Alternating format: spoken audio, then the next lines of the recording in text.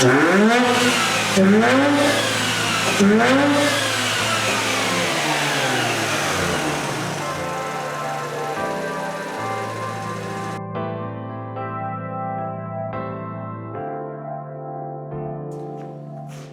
is up, guys? Tonight on Project Great Daily, Project RX-8, we're going to be installing this AEM cold air intake.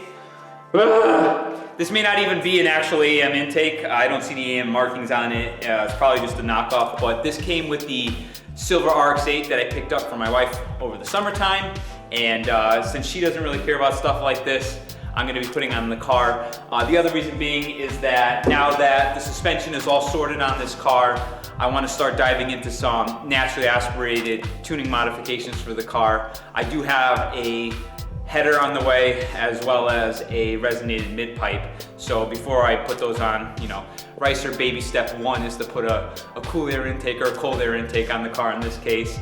So I'm just kind of curious to see what it does over the factory airbox. People have said on the forums that there are some gains to be had by having the induction of cold air from the front. I know the factory intake system does have some sort of a ram air coming in for the front, but I don't think it's the most free-flowing thing. So I'm curious to see what it does. But this installation is kind of detailed. You have to take the front bumper and the front bumper support off. So what I'm gonna do is, it is a work night for me, so I'm gonna try to do this as quickly as possible, and it's gonna be a lot of time lapse, but I'm gonna link in the description below the detailed instructions from AEM, so you have step-by-step for the installation, and I will put in little key points that I pick up along the way that I think will be helpful for you guys. And like always, if you have any questions or you're having trouble, feel free to drop a comment down below, and I'll do whatever I can to help you guys out with your projects. So let's get this show rolling, shall we?